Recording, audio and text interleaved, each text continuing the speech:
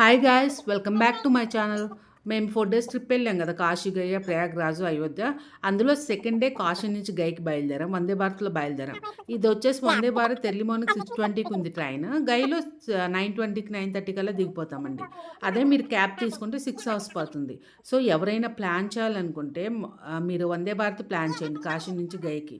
చాలా బాగుంటుంది. అదే రోజు మళ్ళీ ఈవినింగ్ ఉంది, అదే రోజు మనం రిటర్న్ అయిపోవచ్చు కాశీకి. ఈవినింగ్ 7:20కో 8కో ఉంది. నైట్ 10:30, 11 కల్లా దిగిపోతాం.